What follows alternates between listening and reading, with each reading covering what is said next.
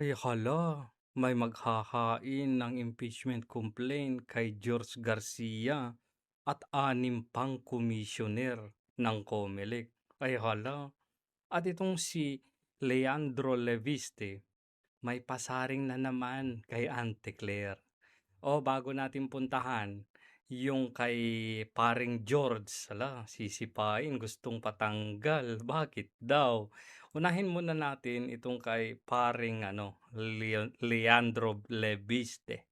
May pasaring kay Ante, panoorin natin ha. 20% ng binabayad nating buwis ay napupunta sa interes ng utang ng gobyerno. Gagi, interest pa lang yun ha. 20% na nang binabayad nating buwis. Wow, ang laki ha. Interest pa lang yun guys. O 950 billion pesos sa 2026 budget. 950 million? Halos 1 bilyon pambayad pa lang sa interest? Gagi. Pinalaki ng pinalaki taon-taon ang national budget. Okay, to be fair, no? Lumalaki at lumalaki naman bawat taon. Pero dapat justifiable naman. Kagaya ni Pangulong Duterte noon, syempre tumaas yun dahil sa pandemic. At tumaas yun, pero may nakita naman tayong mga build. Kay Ngagba, anong nakikita natin? Pang-ayuda. Pero Ay hindi pala, pang-maleta. sa halip na lumakas ang ating ekonomiya, bumagsak ang GDP growth at foreign investment, tumaas ang unemployment at presyo ng mga bilihin, at lampas na sa 60 pesos ang $1. Gagi, eto pa yung nakakabahala talaga, no? Ang nakakabahala, 60.69, my goodness. History, may pagmamalaki na naman ni Bongbong Marcos 'to. Legacy. At ngayon, Hmm, idineklara ng gobyerno na tayo ay nasa state of national energy emergency. Pero sa halip na tugunan ng gobyerno ang pagtaas ng presyo ng langis, nagbabayad pa tayo ng buwis para sa utang ng gobyerno. Ang paggastos ng gobyerno ay ang problema, hindi ang solusyon. Gagi, ang lalim nun, ah.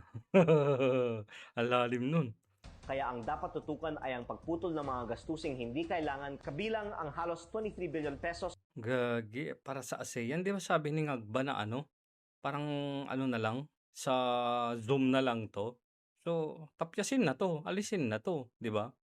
sa pag-host ng ASEAN Summit, 28 billion pesos sa traveling expense, Gagi, traveling expenses 27.5 billion para sa pag-travel-travel lang ng mga politiko? Gagi, ang laki, 14 billion pesos sa representation expense, Gagi, 13.7 billion representation expenses. Ito yung mga parang sa mga committee na 'to, sa mga hearing-hearing, 'di ba? Gagi, ang laki pala ng pera diyan, 13.7 billion. expenses, 11.6 billion pesos sa confidential and Gagi, 11.6 billion sa confidential intelligence fund. Tapos yung 125 ni VP Sara, yun yung pinag-iinitan. 125 million yung pinag-iinitan, pero may 11.6 billion pala. Gagi. intelligence funds, 2.46 billion Ito na. Gagi. Pisina ni Anteclair, 2.46 billion. Tapos yung sekretary ng PCO, hanging pa. Hindi pa naku-confirm. Gagi, ang laki 2.46 billion. Ito na yung pasaring. pesos sa Presidential Communications Office at ang bilyon-bilyon piso pang ginagastos para sa social media trolls. Ala. Grabe, milyon-milyon daw yung ginagastos sa social media trolls. Ba't parang dinikit mo naman yung social media trolls sa kay Ante Claire? Ano bang gusto mong ipahiwatig, ha? Kung Lian. Alam na natin, may bali-balita. Oh, di ba? May naka-vault na pera sa PCO. Ba't may naka-vault doon na 50 million? Parang yun yung nawalitaan ko, tama ba? Anong ginagawa ng perang naka-vault sa opisina ng PCO? At dahil Oh. kaya namang magtipid ang gobyerno, aprubahan na rin ang aking panukalang batas na ibaba ang VAT sa 10%.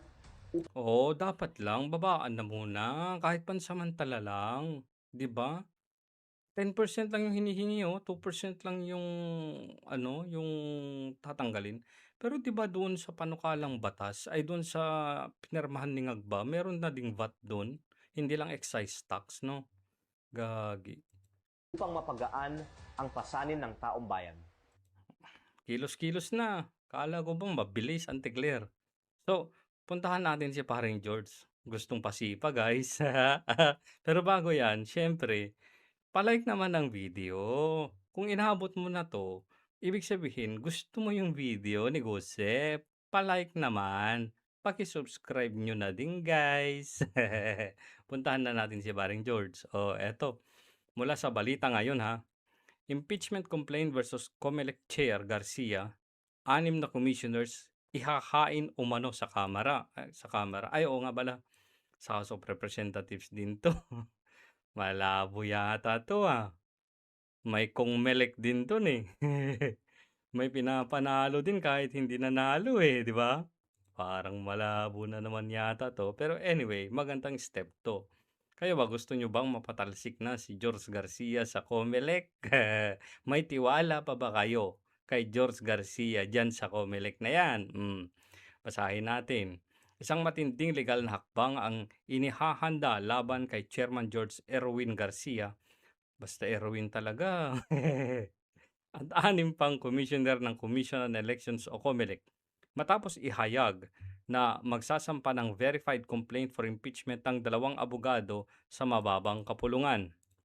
Ayon kina Attorney Eldridge, Marvin Aceron at Attorney Sikili Labastilla, sino yung mga yan? Hindi ko kilala. Inaakusahan nila ang mga respondents ng culpable violation of law, particular ng Republic Act 8436, gayon din ng betrayal of public trust at iba pang mabibigat na krimen. Holo, pattern ng maling gawain. Iginiit ng mga naghain ng reklamo na ang kaso ay nakabatay sa umano'y documented pattern of institutional misconduct. Nasaan na ba pala si Glenn Chong? Parang hindi siya yung nag-aano sa ano, eh, 'di ba? Siya yung matinding bumakbak sa COMELEC. Asan na ba si Glenn Chong? Parang hindi ko na siya nakikita. Na sinasabing naganap sa dalawang magkasunod na halalan. Dalawang magkasunod na halalan, so 2022 at 2025 'to. Hindi sumailalim sa source code review. Eto din yung ano, eto din yung nadiskubre ni Attorney Harold Respicio, 'di ba? Na nagbago daw yung code. Ah. Ayon sa reklamo, ginamit umano ang software version 3.5.0 sa mahigit na 110,000 automated counting machines noong May 12, 2025 nang hindi ito dumaan sa mandatory source code review, isang mahalagang safeguard sa automated elections. Hala, bakit hindi niyo naman pinadaan sa mandatory source code review? Mandatory nga yun, tapos hindi ginawa. Kaduda-duda nga naman talaga. Ano pa daw? Data Center 3. Bago sa akin 'to, Data Center 3, ano ba 'to? Ipinunto rin ng umano'y pag-install at operasyon ng isang hindi otorisadong intermediary server. Ba't may gano'n? May nag-install ng hindi otorisado sa server na tinawag na Data Center 3 na posibleng nakaapekto sa integridad ng transmission ng resulta sa halalan. Private IP address controversy. Ba't may ganun?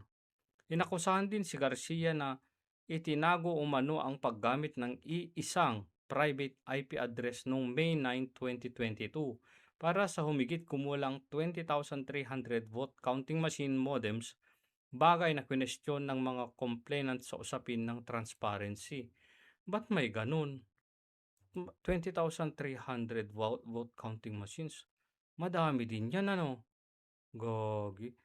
Sa ngayon, wala pang opisyal na pahayag ang COMELEC hinggil sa planong paghain ng impeachment complaint. Siyempre, plano pa lang naman yan, hindi pa naman naihahain yan, di ba?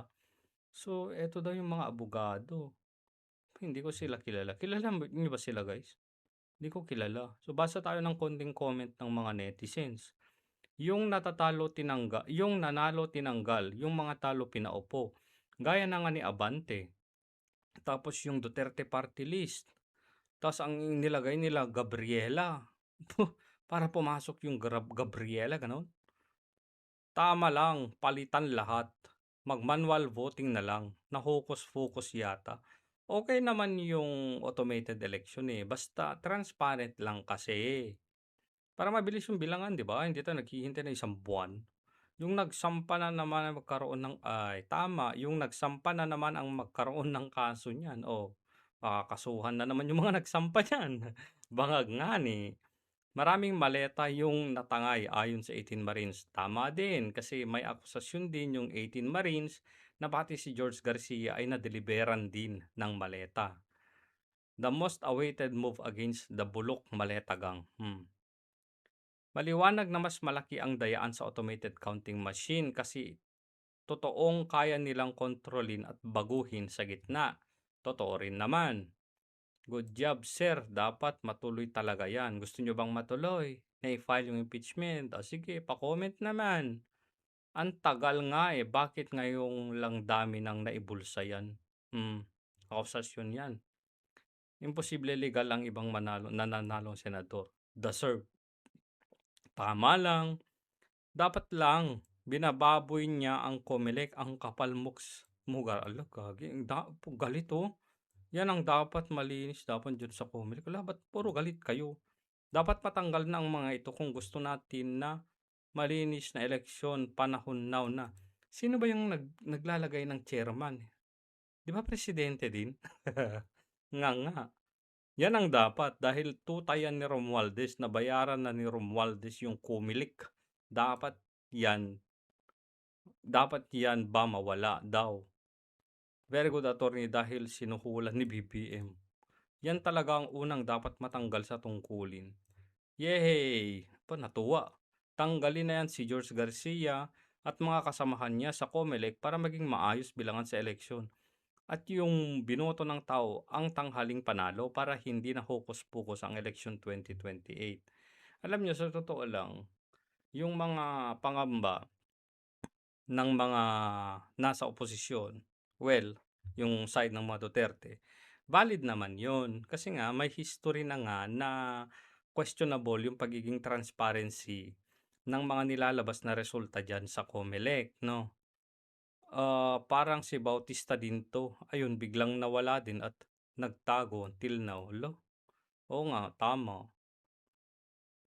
Yan, dapat makulong rin si George Garcia, nagpanalo ng hindi nanalo sa eleksyon. Hindi makakalimutan ng tao, lalong-lalo na yung ginawa kay Abante. Talo na, 'di ba? Talo 'yun sa bilangan. Pero ang kapal din talaga ng pagmumukha eh, no? Talo ka sa bilangan, talo ka sa boto eh. Ibig sabihin ayaw ka ng constituents mo eh. Pero dahil ewan ko, sabi nila malakas daw si Abante kay George Garcia o baka tinapalan daw, hindi ko sinasabing tumanggap nga ng maleta. Tinapalan daw si George Garcia ng maleta, panalo. Remove Garcia as soon as possible. So anyway, yun lang guys at ano ba sa tingin ninyo? Gusto nyo bang matanggal si George Garcia dyan sa Comelec para medyo mabawas-bawasan naman yung pagdududa ng taong bayan?